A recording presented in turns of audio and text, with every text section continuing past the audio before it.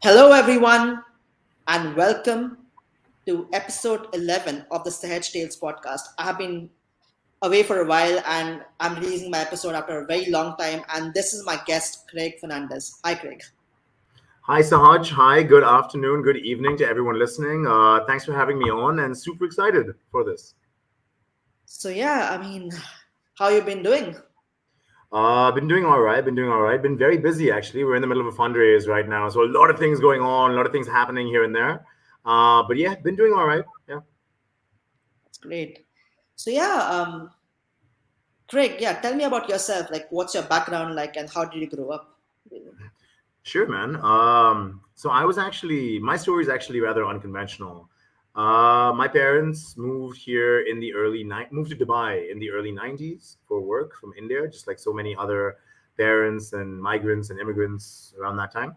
I was actually born in Dubai. I grew up in Sharjah, which is a small satellite city of Dubai, in a tiny ass apartment in like in really the heart of Sharjah, so very densely populated, very busy, lots of traffic, all of that stuff. Super small apartment, costs about $1,500 a year, about 6,000 dirhams a year in rent. Yeah. And that's how I grew up. You know, both my parents worked. My dad was a salesman, my mom was a secretary, and that's how I grew up. So I think from a very early age, I learned that nothing, absolutely nothing, was going to be handed to me on a platter. Nothing was going to be given to me. If I was going to make anything of myself, I had to work hard for it, because that's the lesson that I learned from my parents. Went to a small school actually in Gisans called Dubai Scholars Private School. Not very popular, anything but great school. Honestly, highly recommend it. Went. I was there almost my entire schooling life. I think I was in Dubai Scholars until grade 11, and then St. Mary's in Oud Matha in Dubai for grade 12. But yeah, you know, when I was in school, so my dream was always to go to America to study. That's where I wanted to go. If it wasn't America, I was going to go back home to India. So those are the two basic, I guess, basically the two options that I had. And so for me to go to America, you know, America is the most expensive higher education destination in the world, bar none. It's Yeah, super it's true. expensive. Yeah, it Yeah, is. so it would have been impossible for us to afford going to America. So because of that, I realized that I had to really work on my college application. And when I say work, I mean really get it well-rounded per se. So I worked super hard in high school, got straight A's, was on the cricket team, football team, swimming team, this team, that team, business competition team, speaking team, et cetera, et cetera, et cetera. Built up this rock solid college application, applied to a bunch of universities, got into like I think 9 universities in the U.S. But I chose to go to the University of Iowa in the Midwest. It's in the state of Iowa, about 4 hours away from Chicago, because they Yeah. were giving me the best scholarship, and it was affordable for me to go there. So that's why I went there. I was in Iowa for about 4 years. Studied economics as a major, got minors in political science, international relations, mass communication, and business administration. So four minors along with a major. Graduated with 5 degrees 4 years later, 3.9 GPA. And yeah, that's really how I came up. That was my early life, per se. Oh, that's great. That's interesting. So, okay, talking about like obviously university was and your early life especially. So what was life like in the US for you? It was different, I think. I'm not gonna lie. I know America bashing has become popular in the last 4 or 5 years or so, but I loved America. Honestly, I was there for 4 years. Some of the best years of my life. Honestly, I loved America. I love the spirit. I love the vibe. I love the idea that anyone can say anything and you're all right for it. Like I love that concept, just the thought concept around that. I loved America. I made great friends, met great people, and that was fantastic. Made a lot of people, made a lot of connections that I think will stay with me for the rest of my life. So Yeah. that was fantastic. The beautiful thing actually was so.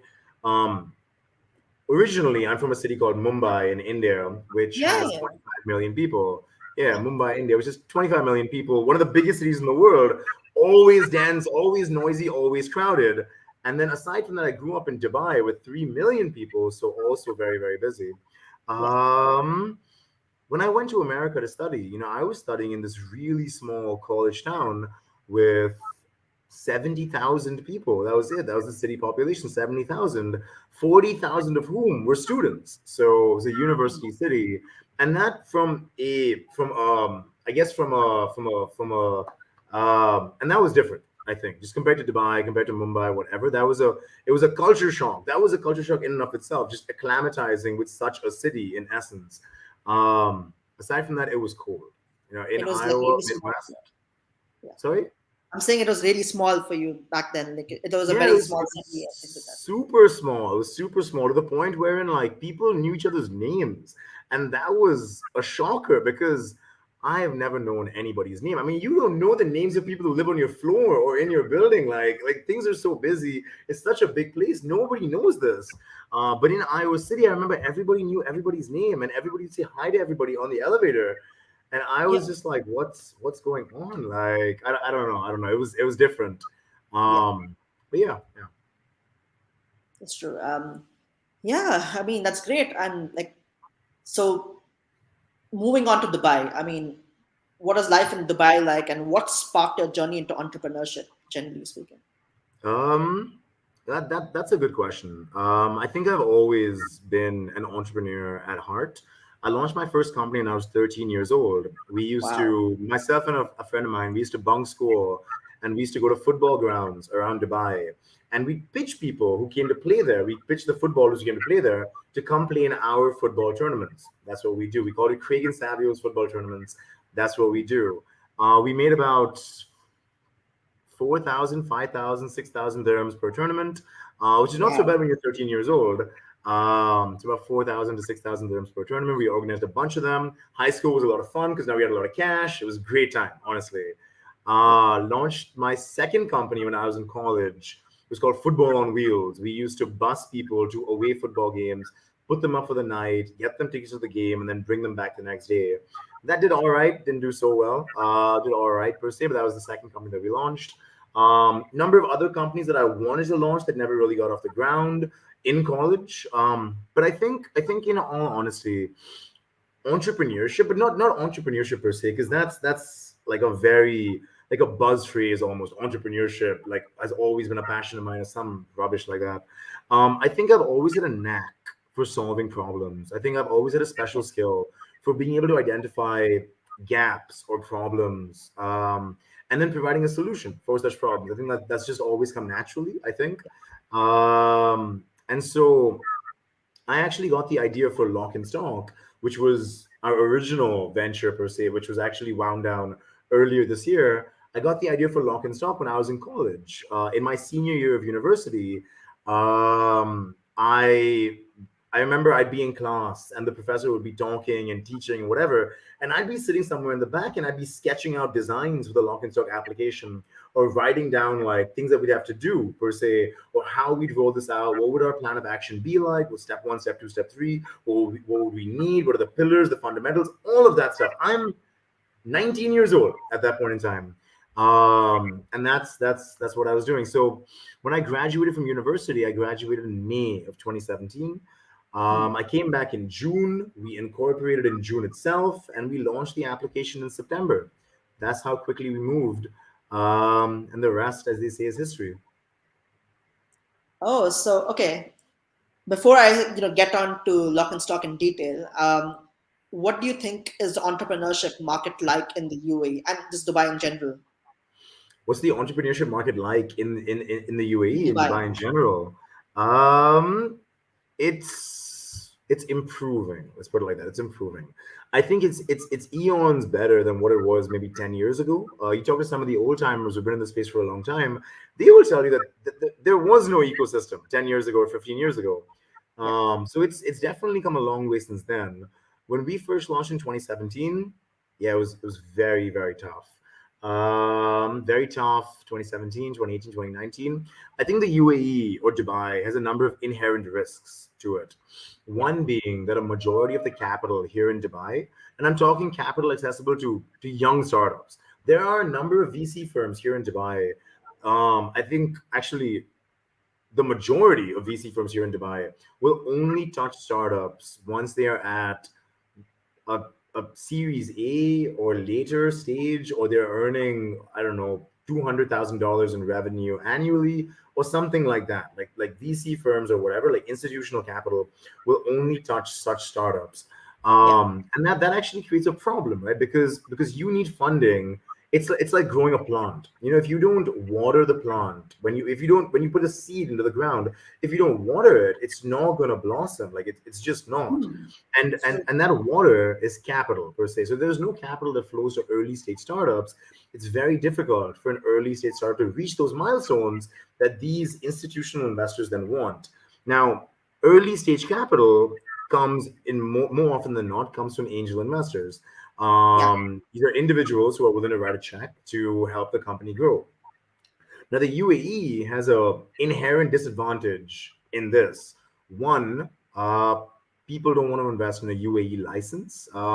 They see the license system is a bit opaque. I don't know. It's just frowned upon, at least. And I think that's something that Dubai has to work on. But aside from that, most people here in the UAE, and therefore most angel investors, are expats or immigrants here in Dubai who will someday retire and move back to their home countries. Therefore, because of that, as a function of that, they are naturally more risk averse than somebody who's based, like an American based in America, is more likely to take risks because he's not saving for retirement in another country. Um, in that logic, when you have a lot, when the majority of your angel investors are expats, it creates a more risk averse environment, which is the Yeah. reason why real estate does so well. I mean, there is no better lower risk sector than real estate or Yeah. gold, I guess. But that's the reason why those sectors do so well, because investors are looking for low risk assets. Yeah. Whereas investing in a startup is a high risk asset. I mean, 90% of startups go bankrupt in 1 year. These are the challenges that Dubai faces. But in the last 2 years, Dubai has boomed, I think. I think everybody in the ecosystem has seen that. And there's been, I think I read an article some time back that said there were 5,000 to 10,000 new millionaires that came to Dubai.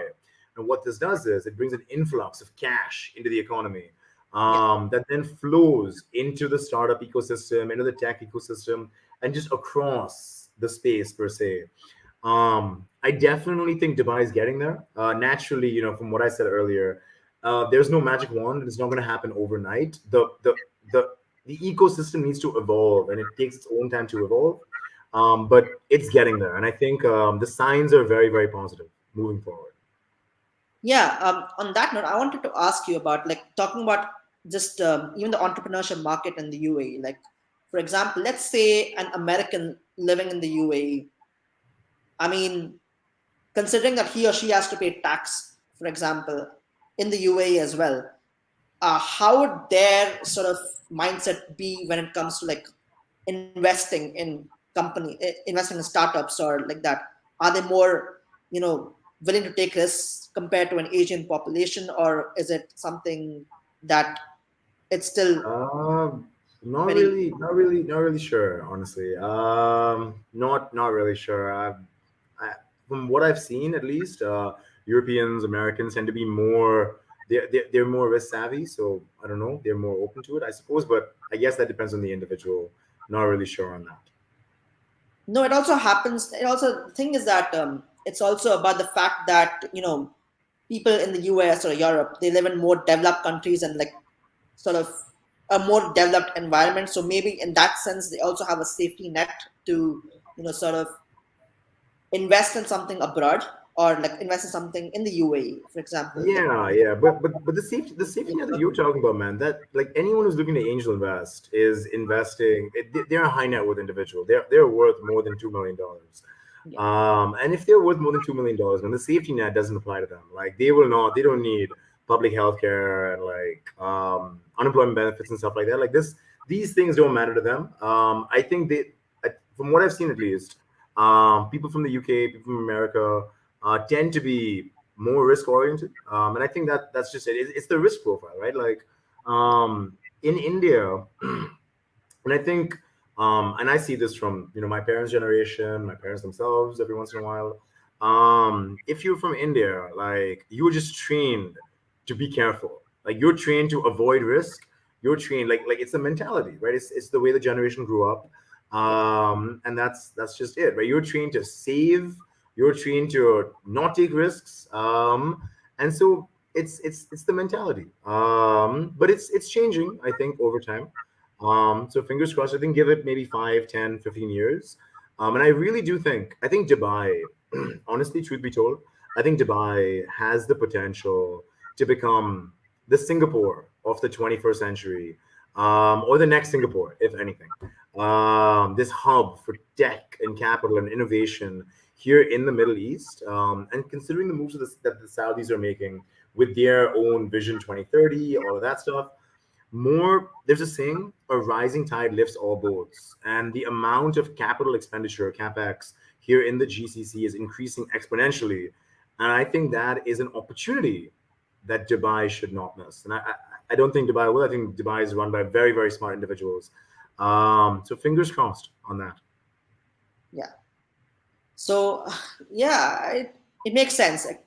Like, let's just say, you know, people here, I mean, investment is a very touchy topic, isn't it? Like, for a lot of people, even working in finance or working, it's doing anything, any kind of work, it's just very touchy. Sometimes it's like people think twice when it comes to investment, and they want their returns back, and it's something which is which people have in mind in general, you know Yeah, and you're absolutely right, man. Like sorry to cut you off, but just to interrupt for a sec. You're absolutely right. Like with investment, it's the reason why you can't really teach entrepreneurship, for example.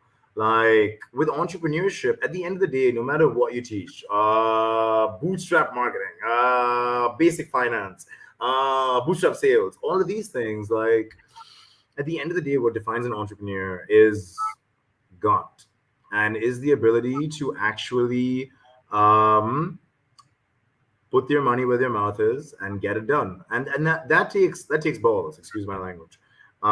That's what defines an entrepreneur. It's the same thing with an investor as well.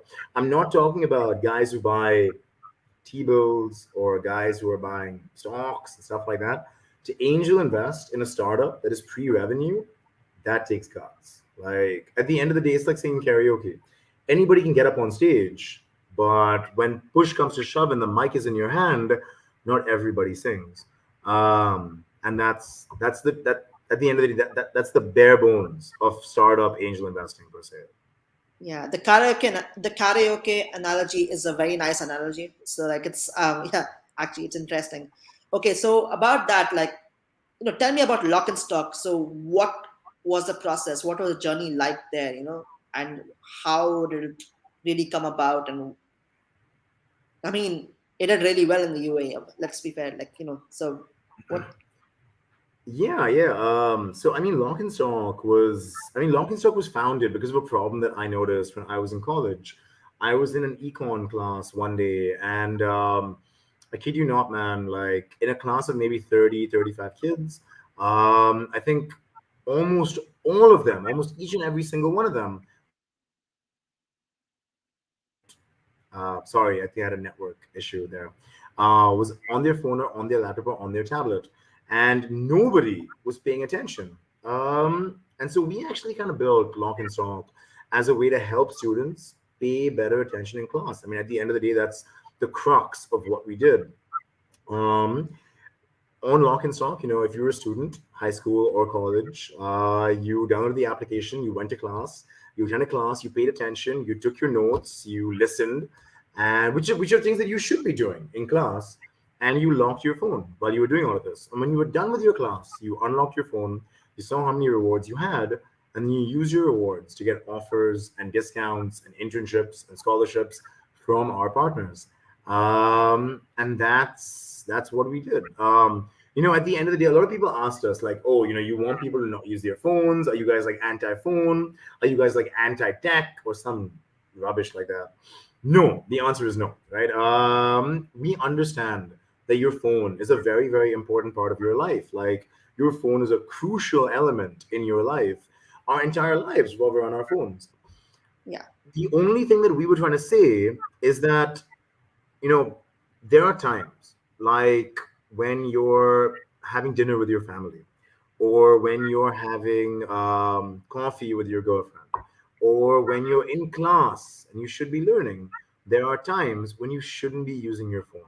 And Hmm. that's all we were trying to say. That was the line that we were trying to draw. Yeah. But yeah, I mean, like, that's the product that we launched. Lock your phone, collect rewards, get access to offers, discounts, internships, scholarships, all of that stuff. And it blew up. Like, we built the UAE's largest student lifestyle platform. We had about 80,000 students here in the UAE on the platform, which is crazy because our primary demographic were expat high school and college students. So Indian, Pakistani, Sri Lankan, Bangladeshi, Filipino students between the ages of 16 and 23. Like, that was our demographic per se. There are about 250,000 students in this demographic, of which we had 80,000, which is crazy from a penetration standpoint. That's incredible. It reached a point where almost every student was either on Lock and Stock, or they used to be on Lock and Stock, or they knew someone who was on Lock and Stock. It was everywhere. We had all of these students who were connecting daily with, I think we had 1,200 brands with offers and discounts on the platform. You could walk into a food court and every single restaurant would be on Lock and Stock. It was better than Entertainer. It was better than whatever the hell the other discount Wow. platforms are. You could walk into a food court in the mall and every single restaurant would be on Lock and Stock. Texas chicken, broccoli pizza and pasta, New York fries, Costa, Starbucks, Noon, Amazon, Zomato, Kareem, Vox, Real, all of these guys, plus 1,000 others, were all on Lock and Stock. It was crazy. And that's what we did. That's really interesting. I mean, uh, there's one question I wanted to ask you about lock and stock, which I don't know if people have asked you this, but do you think lock and stock was externally motivating people to stay off their phones? Because, like, whenever I felt like I've generally noticed this, yeah, when we are interested in doing something and when we are passionate about doing something, right, we get into deep work and we get into like deep focus while doing work, right?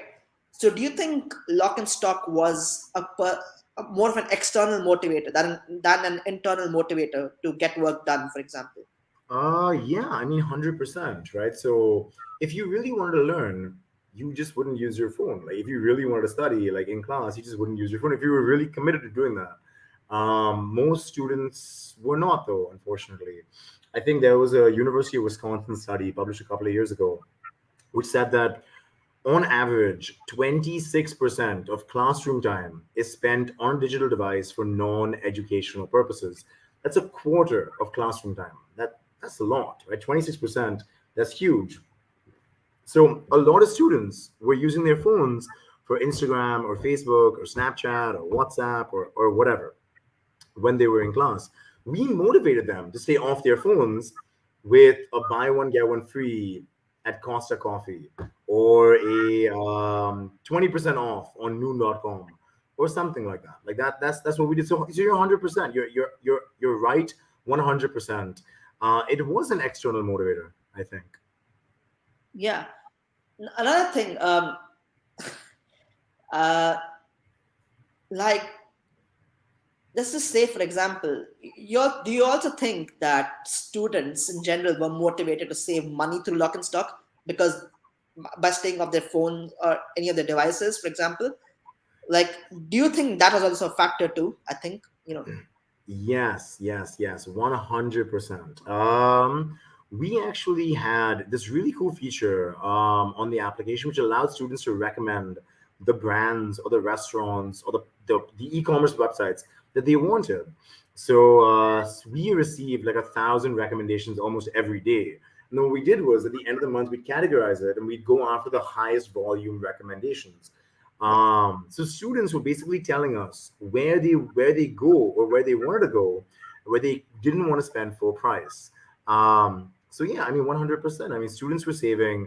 The average student, I think we once looked at it. I think a couple of years back, and the average active user on the platform was saving easily about 500 to 1,000 dirhams every month through Lock and Stock from that's things insane. like Philly, buy one get one free and stuff like that, which you can drink every day, literally. But yeah, about 500 to 1,000 dirhams a month, almost every month through Lock and Stock. That's quite a lot. And okay, so at Lock and Stock, what was your team building process like, and how did that happen? Obviously, like, because it takes a lot of effort in building a team to accomplish this. Yeah, you can't do everything on your own. So yeah, Yeah, I mean you're absolutely right. Like as much as I would like to get on this podcast and say, it was all me, I did everything. Yeah, I did this, I did that, I did this, I did that.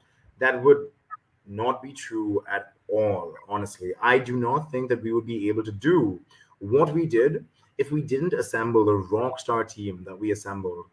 Um in terms of team building, like startups are hard, man. Honestly, like startups are hard.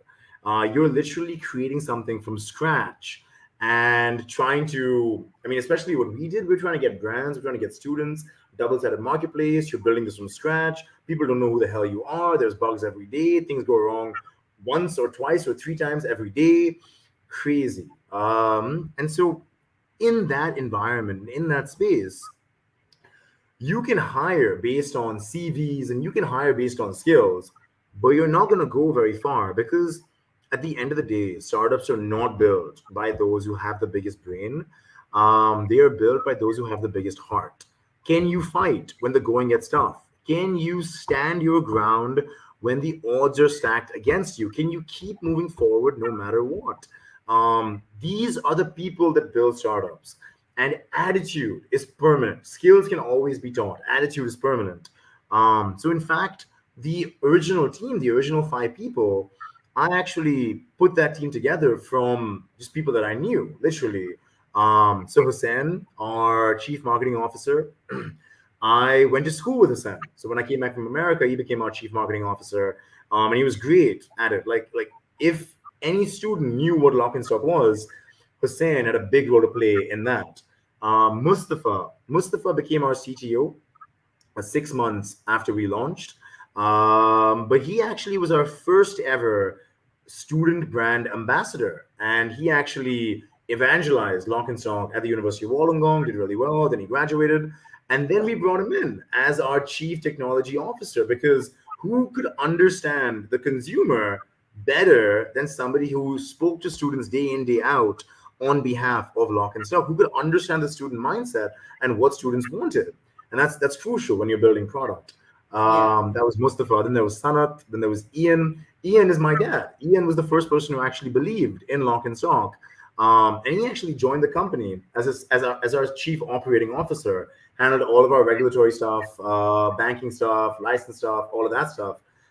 This chief operating officer made sure that from a organizational perspective, we were okay so that we could focus on just going wild, literally, and experimenting and doing new things. So kind of like adult supervision in the room, I think.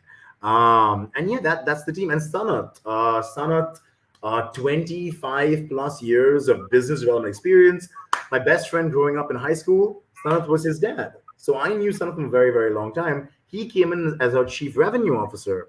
We nice. monetized Lock and Stock in 2018 on the back of Sanat's business development skills.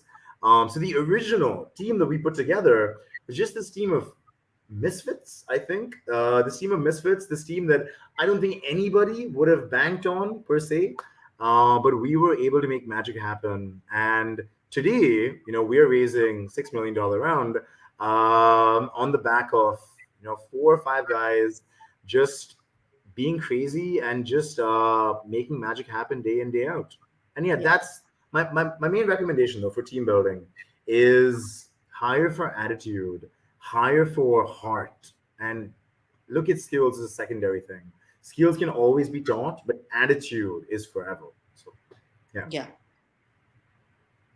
So okay, like you're also doing something else called Secure My Scholarship. So what is that all about? Can you like explain it to me? For example, what's that? Yeah. So on Lock and Stock, so our original vertical that we launched was offers and discounts. You locked your phone, you collected rewards, and you got offers and discounts. But eventually, we began to add more verticals to give students more options on how they wanted to use their rewards. So a student could lock their phone and get offers and discounts. That's number one. Or they could Yeah. get internships. So they could apply for internships. That's number two. Or Yeah. they could get scholarships or fee waivers at university.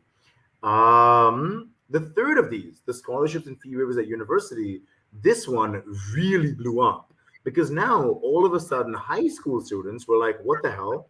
You're telling me we can lock our phones, stay off our phones, and get 20,000 dirhams off at Harry Dwant University in Dubai for doing like all we gotta do is lock our phones. That's crazy. So that vertical blew up massively. Um, and it eventually became so big that we said, okay, fine. There seems to be a lot of promise within this vertical itself. Yeah. Let's take this scholarships section. We called it lock and stock scholarships at that point in time. Let's take Okay. this section and carve this out from lock and stock and build this into a standalone brand in and of itself. That brand is Secure My Scholarship, and we officially launched Mhm. Secure My Scholarship in October of 2021. Okay. Secure My Scholarship, I guess, was a child of Lock and Stock in essence. Yeah. But over the last 1.5 year, man, Secure My Scholarship has gone on to organically just bootstrap and organically surpass Lock and Stock. In essence, it's kind of like the child becomes bigger than the parent, which Mhm. is, I guess, like ironic. But Secure My Scholarship has now become bigger than Lock and Stock, and is Yeah. continuing to grow day in, day out, week in, week out. Is now demanding. So what actually happened was earlier this year, we actually maintained Lock and Stock and Secure My Scholarship together for a while, for about a year and a half per se. But earlier this year, as Secure My Scholarship continued to grow, Lock and Stock was still at a solid state, fairly popular, growing decently, whatever, yada yada. That's fine. Yeah. But Secure My Scholarship is growing very rapidly and is Yes. hungry for resources, hungry for capital, hungry for time, all of those things. Secure My Scholarship needs all of this. If we wanted to fuel its growth, we had to give it to it. The thing is, resources and capital are scarce. Anybody who's taken any economics class will tell you that. First page of any economics class, resources are scarce and you have to make decisions. There are opportunity costs involved. Now, do we put resources behind Lock and Stock or Secure My Scholarship? Where do we devote our resources? And therefore, in that vein, we made the decision to wind down operations for Lock and Stock and put all of our resources behind Secure My Scholarship. Okay. Secure My Scholarship, man. I don't know. Like, check out our website www.securemyscholarship.com. It's basically a platform that connects students with guaranteed scholarships at university. At Secure My Scholarship, our aim is to make education accessible and affordable to all students. Okay. Basically, if you want it, we will help you. Regardless of caste, creed, ethnicity, language, nationality, or financial status, we will connect you with guaranteed scholarships at university. We will help minimize your tuition expense when you want to go to university. Our North Star with Secure My Scholarship is to disperse $100 million in scholarships to students from working class and middle class families in Dubai, in the UAE, in the Middle East, in India, in Pakistan, and around the world. To date, Nice. in our 1.5 year of launching Secure My Scholarship, in our 1.5 year to date, we have dispersed over $6 million in scholarships to students from the middle class and the working class in Dubai and in India and around the world. And that's something that we're super, super proud of. Yeah. And yeah, that's what Secure My Scholarship does in a nutshell. Okay. And another thing is that when, okay, obviously about secure my scholarship, yeah, I mean, the one question which I really wanted to ask you was that, like, how did you get universities to agree to this? Like, What we told them was very, very simple. We told them that there are students who immediately write off your university as being unaffordable. Like if there are 100 students, about 40 of them are already just not considering you because they think you're unaffordable. What we will do is we will help give you access to that 40% of the market that is anyway not going to consider you in the first place. hmm, We will help expand your target market. We will bring more students to you. from lower income levels, helping make your campus more diverse, and bringing to you a better class of student in the process. They say that students, honestly, I grew up lower middle class, and I will be the first one to testify that students from the middle class and the working class, those that don't have everything given to them at birth, these are guys who work hard, man. Like, these are tough kids who work hard, they study hard, they play hard. These are kids from those backgrounds, those neighborhoods. And we told the universities, we'll bring these students to you, take it or leave it. Yeah. We pitched, I think we got our first university with lock and stock scholarships. We got our first university in 2018. It took Yeah. us 6 months to get our second university. It took us about 4 months more to get our third university. So about a year to get our first three. Today, we work with every single private university in Dubai. We're the largest education marketplace in the UAE, bar none. And we work with over 300 universities in the USA and the UK, with more countries to come in the That's weeks and months. great. That's fantastic. Congratulations. Yeah. Yeah. Yeah. Okay. That's great. Now, so what are some of the biggest challenges you have faced as an entrepreneur? If you have. Um, I think, man, honestly, like the biggest challenge that anybody faces as an entrepreneur, any entrepreneur or any founder faces, is a lack of belief. I think. Um, in the beginning, when you launch, everything is great, everything is amazing, it's all rosy, it's all hunky dory, everything is phenomenal in the beginning.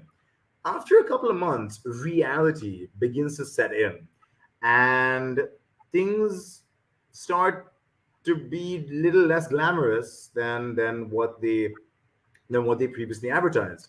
It's because, man, everybody's view of entrepreneurship and startups are these glitzy headlines like 100 startup raises $100 million of capital with no revenue, or 24-year-old becomes billionaire overnight, or some shit like that.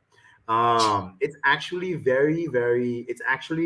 Um, it's the truth is actually very far from that. So I remember for us in 2018, we were 3 months away from running out of cash. Right, we were three months away from bankruptcy. And at that point in time, we built this massive ecosystem. We had, I think, at that point in time, 20 something thousand students on the platform. We had 20 something thousand students on the platform. We had like 500 or so brands on the platform. This big ecosystem on Lock and Stock, but we weren't able to monetize very effectively. And we're looking around to raise capital because we said 20,000 students. That's a lot of students. 500 brands, a lot of brands. That's great. We're trying to raise capital. No one is touching us with a stick, literally. No one is writing a check to us. Nothing. And we had to raise, literally. We had to find a way to make money. We had to find a way to generate revenue because no one is writing us a check or anything like that. And we're 3 months away from bankruptcy.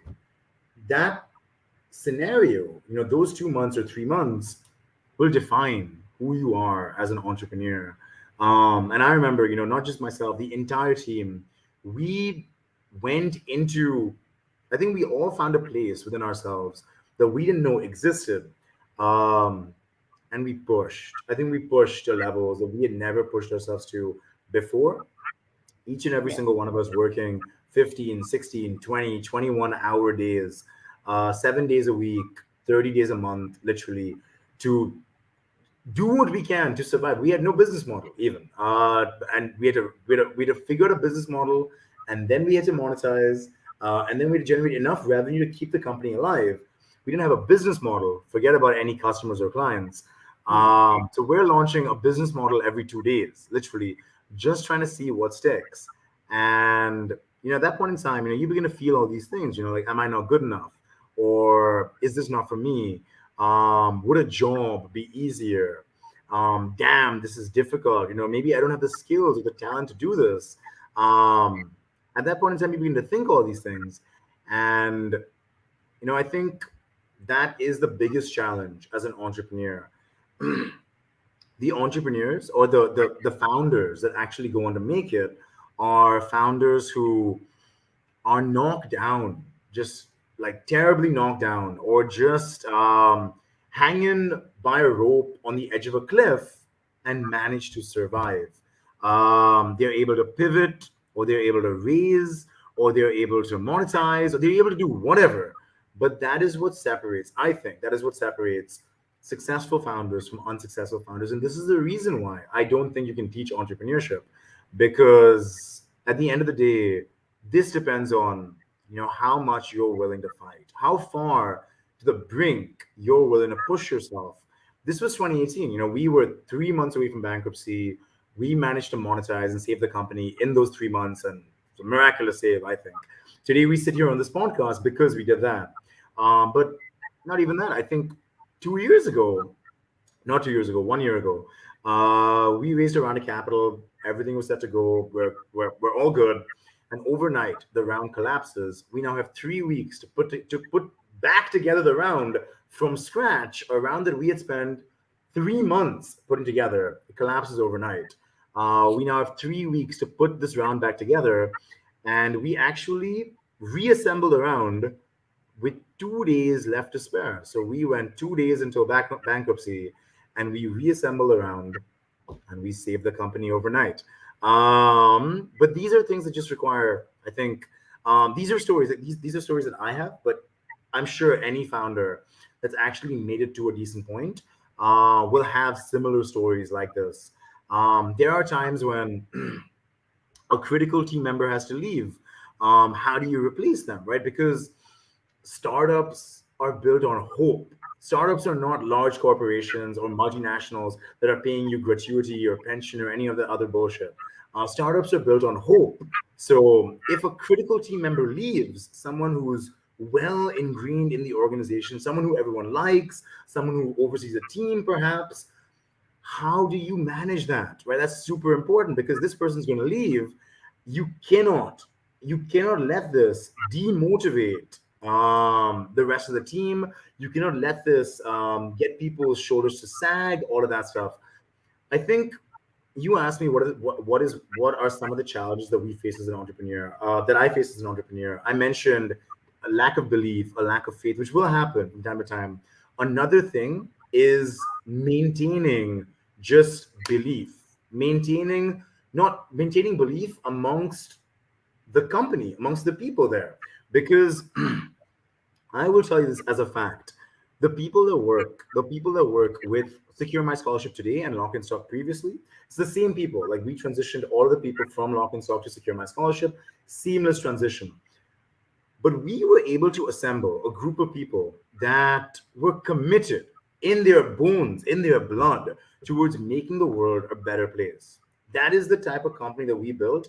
That is the type of person that we brought in, per se. Yeah. So whether it's Lock and Stock to help 50 million people around the world live healthier, more productive lives, that's awesome. Secure My Scholarship to disperse $100 million in scholarships to students. Lock and Stock, Secure My Scholarship. We brought in a number of people, or we brought in people who wanted to make the world a better place.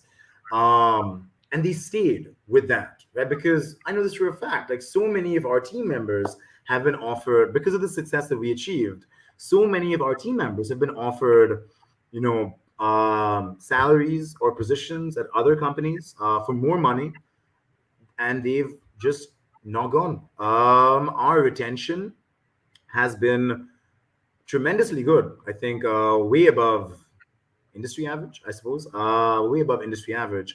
But that's super important, right? Like, maintaining that core belief that, okay, fine, this is what we're doing. In the entire history of Secure My Scholarship, Lock and Stock, we have never missed payroll. No one's salary has ever been delayed. We have never missed payroll ever in the history of Lock and Stock or Secure My Scholarship. COVID, no COVID, recession, no recession, doesn't matter. And this is another big challenge that I think founders have, that I think a lot of founders fail on, per se. Just keeping everybody aligned on the mission, making sure no one ever loses sight of that, and keeping everybody's heads held up high. That's super important, I think. Okay. Yeah. Yeah. Makes sense. I mean, yeah. your journey obviously has been like full of ups and downs. I mean, obviously everyone's journey is also full of ups and downs, but like in a different way. And it's just that life screws you up in different ways, with different people. It's just what it is sometimes. But Yeah, and there are good times as well, which are worth fighting for. So yeah. it's that. Um, about like moving on to another sub question, like in a way, it's like, how did entrepreneurship impact your personal life, if it did? Um, that's a good question, man. So I mean, my life could have gone one of two directions. I could have graduated from university. I could have gotten a job in the United States. I had a couple of job offers. I could have gotten a job in the United States. Could have stayed in America. Could have gotten a green card. Could have lived in America. All of that stuff. And that's a path that I did not take. Came back to Dubai. We launched Lock and Stock, and the rest is history. But even when building Lock and Stock and then secure my scholarship, um, at the end of the day, with the amount that you at the end of the day, what's the word that I'm looking for? Um, there is a fine line between your personal financial benefit and the company's financial benefit. At the end of the day, you are not the company, right? You have to remember that. The company's revenue is not your cash. Yeah, So you have to basically assign a salary to yourself. The more you pay yourself, the less you can actually invest in growth. And for us, growth was always number one. It still is number one.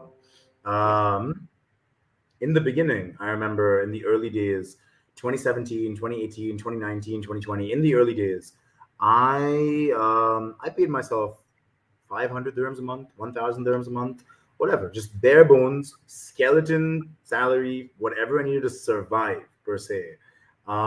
Give me a beer, give me a book, I'm set. Like I'm okay. I stay with my parents, so I'm set. But that's what you have to do. Right? That's the sacrifice that you have to make if you want to yeah, build something amazing. I mean, we were bootstrapped, right? We didn't have a rich uncle or a rich godfather who's going to fund the company and give us a lot of cash. So you're bootstrapped, and if you're bootstrapped, you have to make sacrifices. At the end of the day, you can't have it all. You can't have 20,000 dirhams a month salary and also a high growth startup that's also bootstrapped. Yada yada. It's just not possible. So you have to make compromises. So for the first couple of years, I mean, I would pay myself 500 dirhams a month or 1,000 dirhams a month, thereabouts. Slowly got it up to 2,000, then 3,000, then 4,000. And now it's at a decent point, but now we're on course for $2 million in revenue. So I think I deserve a living wage, at least let's put it like that. yeah, But in the early years, yeah, I mean, that's the sacrifice that not only not only you as a founder have to make, but the original team as well. Like a lot of the people coming in have to know that, okay, fine, you're going to get some equity, but your equity is going to be balanced out with a slightly under average salary because money has to be invested for growth. That's just the trade off that you have to make. Here's the equity that you have. And someday this equity, if we do things right, will hopefully be worth a lot of money. But this is the trade off that you have to make per se. Um and and yeah, those are the sacrifices that you have to make. And that's why I always say, like, the best startup founders are missionaries, not mercenaries. Mercenaries follow the money. So if you're a mercenary and you launch a startup, you might do it for a year and a half. If the money is not coming in, you'll give up most likely. But if you deeply believe in what you're building, if you're deeply passionate about solving the problem that your startup is solving, you're a missionary and you will persist through and through no matter what. Even if you have to pay yourself zero for 3 months, you will persist. Even if you have to give up, and this is from personal experience.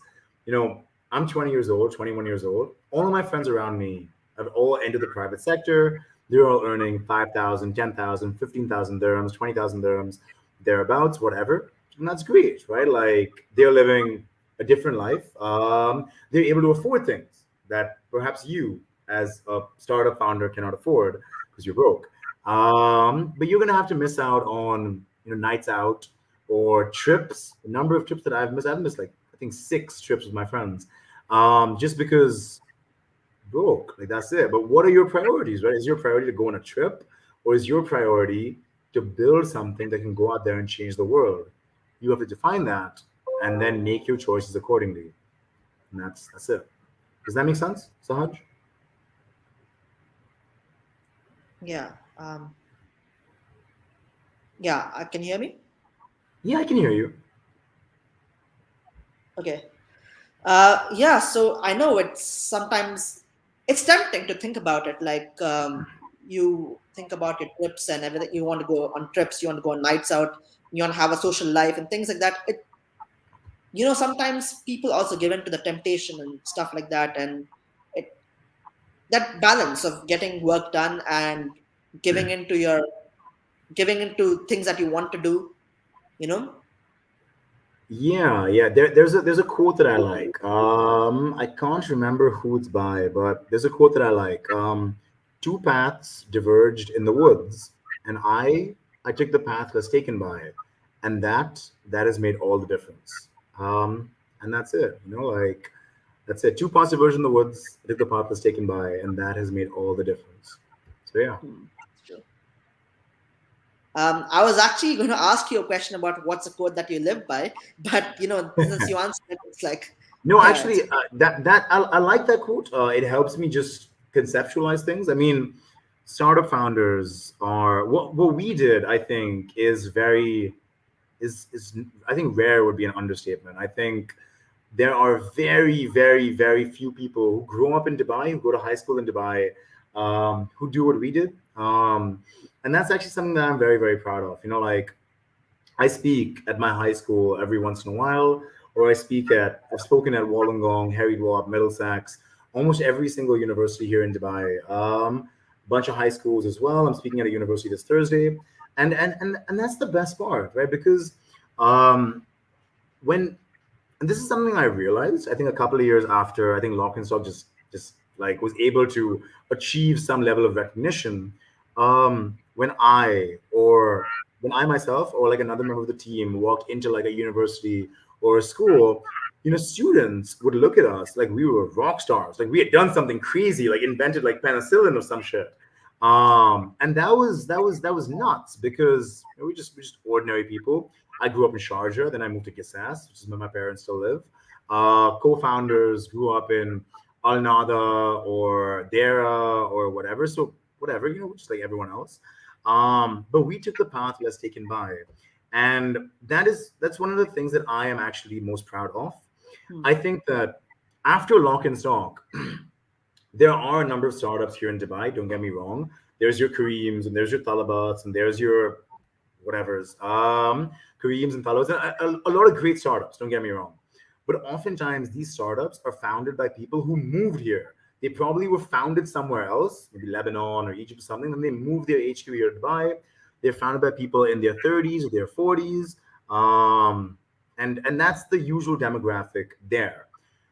Very rarely are startups founded by students by kids of Indian or Pakistani origin that were born and raised here in Dubai, in old Dubai, Bar Dubai, Karama, Dera, Gisas.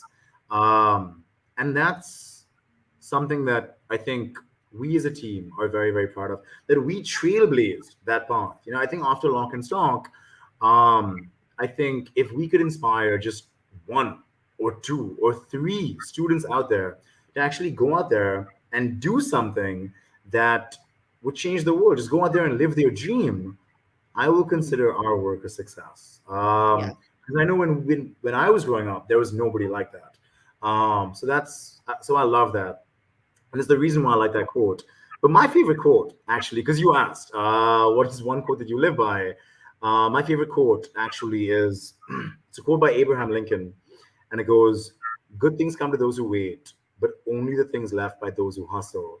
And I love that quote because I hate waiting. Our engineering team, our product team will tell you the same thing. I hate waiting. I am a very impatient person. I think by nature, I like to deploy. I like to do things, to get things yeah, done, I like to execute. But yeah, good things come to those who wait, but only the things yeah. left by those who hustle. That's my favorite quote. That's the quote that I live by. Hmm.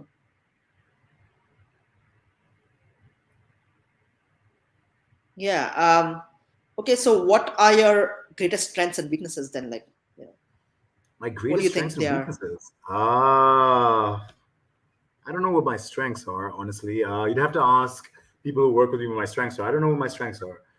My weaknesses. I don't know. I think I could be. I think I can be a little blunt sometimes, and that is perhaps not the nicest way to put things across. I know it rubs some people off the wrong way every once in a while, so be a little blunt sometimes. Something I got to work on.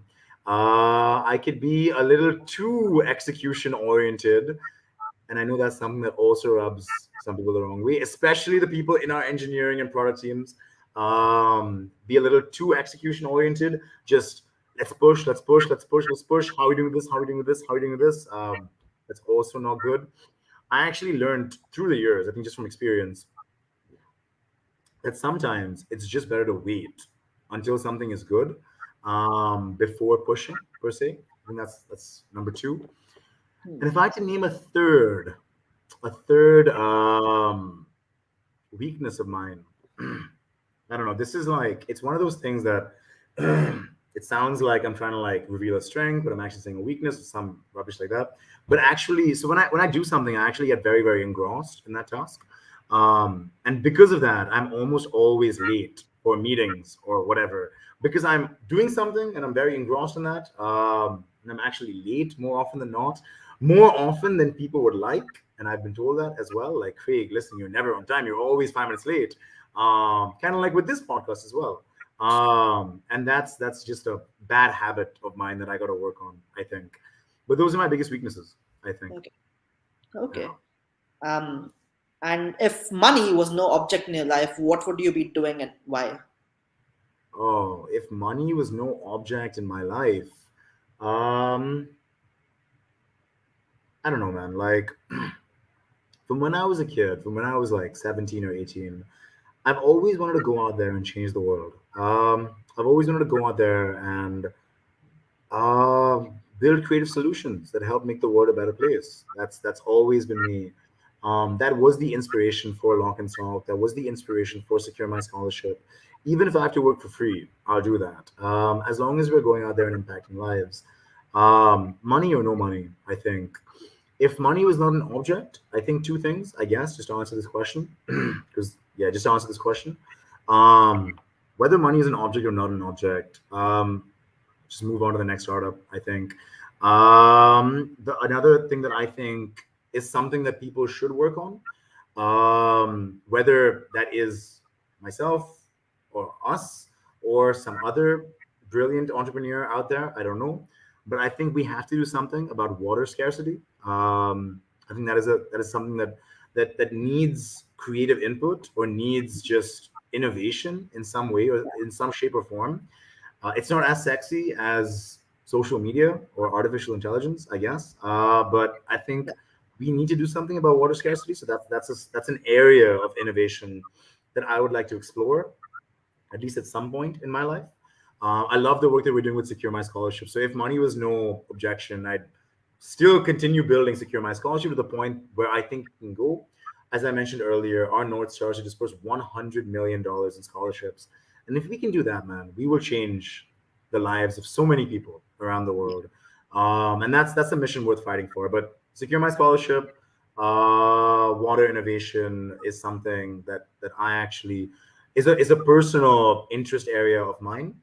Um, but aside from that, if I wasn't doing anything in the startup space, I actually have always wanted to. I've actually always wanted to launch a school that provided free education to students from working class or underprivileged means. You know, a Hmm. school that just. I actually think so. A lot of people focus their altruism on hospitals and clinics and medicine per se. But I Hmm. actually think that hospitals and clinics are on the other end of the spectrum, right? That they're at the end of a human lifespan, Yeah. mostly impacting elderly people in essence. But I actually think that the key to solving a lot of the world's problems, from inequality to crime to rape, to all of this stuff, like the key to solving a lot of the world's problems is by investing in just better education at a formative level, yes, and then extending that out till the student is 18 or 19 or 20. And that's crucial Yeah. if you want to make the world a better place, and if you want people to have better lives when they're 60 or 70. Make sure they have the best education possible when they are 5 or 4 or 7 or 8 or 10. So something that I've actually always wanted to do was to launch a school that just provided free education to those who need it. All right. Um, Building that up. Yeah. Yeah. So Craig, on that note, are you like a more future oriented person? And if you are, like, what do you see yourself doing in the future? You said future oriented. What does that mean? What does future oriented mean? I mean, like someone who thinks a lot more about the future than he thinks or she thinks about the present, for example.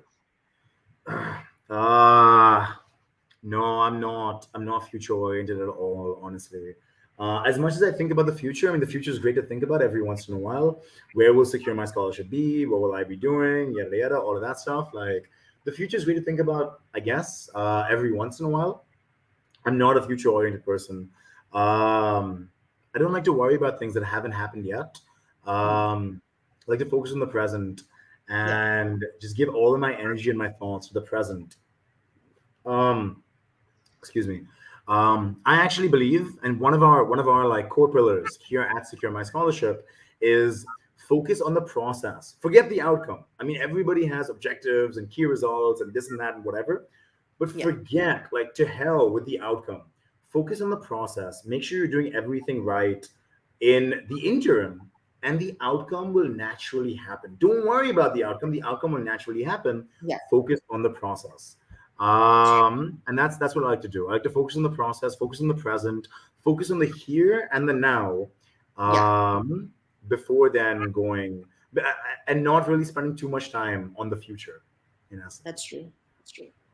Anyway, thank you so much, Greg, for coming on the show and doing this episode with me. I really appreciate it. And to people who watch my podcast and listen to it, please like, comment, share, and subscribe to my channel. Thank you so much, Greg. It was a pleasure having you. Thanks a lot, Sahaj. Thanks a lot for having me on. It's been a pleasure speaking with you, man. And just for anybody listening, if you or your friends, or if you or your friends or a family member is looking for university, and needs a scholarship or a fee waiver or something along those lines, please do check us out at www.securemyscholarship.com. We'd be happy to help. It's completely free. We'd be happy to help. Thanks a lot, Sahaj. It's been a pleasure speaking to you. Take care, everyone. Thank you, and you're welcome. Yeah, thank you so much. Thank you. Bye bye. Goodbye.